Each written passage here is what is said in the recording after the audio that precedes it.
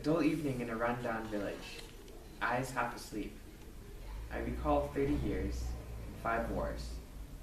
I swear the future keeps my ear of corn, and the singer croons about a fire and some strangers. And the evening is just another evening, and the singer croons. And they asked him, "Why do you sing?" And he answered, "I sing because I sing." And they searched his chest, but could only find his heart. And they searched his heart, but could only find his people. And they searched his voice, but could only find his grief. And they searched his grief, but could only find his prison. And they searched his prison, but could only see themselves in chains.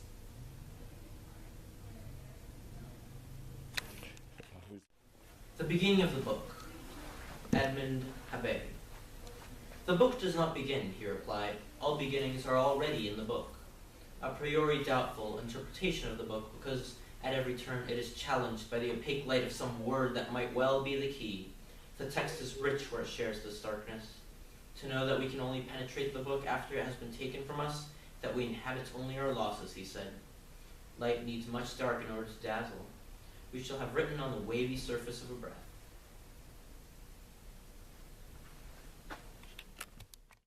This is No Sign of Blood by Faiz Ahmad Faiz.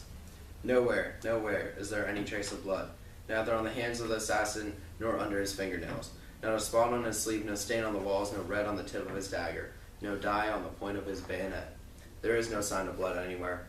This invisible blood was not given in the service of kings for reward or bounty, nor as a religious sacrifice to obtain absolution.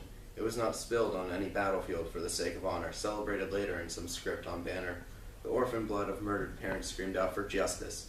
No one had time or patience to listen to its cries. There was no plaintiff, no witness, therefore no indictment. It was the blood of those whose homes are made of dust, blood that in the end became the nourishment for the dust. My mother's phantom hovers here. Her forehead shines before my eyes like the light of stars. She might be thinking of me now, dreaming. Before my arrest, I drew letters in a book, new and old. I painted horses grown with blood, and my mother was near me, blessing my painting.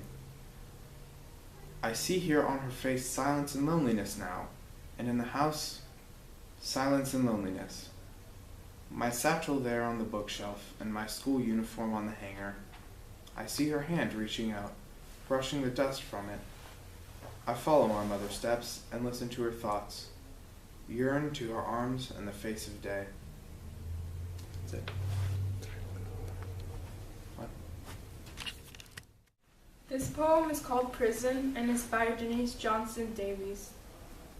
The address of my house has changed, and the time when I eat, changed to the amount of my tobacco.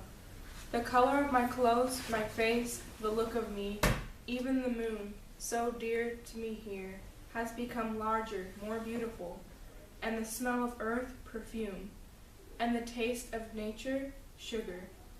It is as though I am on the roof of my old house, and a new star has riveted itself upon my eye. After 20 years, by Fadwa Tuquan. Here the footprints stop. Here the moon lies with the wolves, the dogs, and the stones. Behind the rocks and the tents, behind the trees. Here the moon sells its face every night for a dagger, a candle, a braid of rain. Don't throw a stone in their fire. Don't steal the glass rings from the gypsies' fingers. They slept, and so did the fish and the stones and the trees. Here the footprints stop. Here the moon was in labor. Gypsies. Give her then the glass rings and the blue bracelets. This is The Terrorist is Watching by Wisława Szymborska. The bomb in the bar will explode at 13:20. Now it's just 13:16. There's still time for some to go in and for some to go out. The terrorist has already crossed the street. The distance keeps him safe, out of danger. And what a view, just like the movies. A woman in a yellow jacket. She's going in. A man in dark glasses. He's coming out. Teenagers in jeans. They're talking. 13:17 in 4 seconds. The short one, he's lucky. He's getting on a scooter. But the tall one, he's going in. 13:17 in 40 seconds. That girl, she's walking along with a green ribbon in her hair.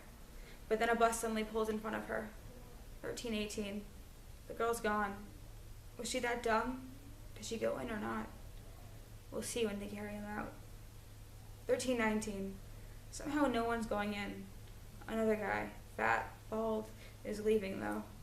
Wait a second. Looks like he's looking for something in his pockets and at 13:20 minus 10 seconds, he goes back in for his crummy gloves. 13:20 exactly. This waiting, it's taking forever. Any second now. No. Not yet. Yes. Now. The bomb. It explodes.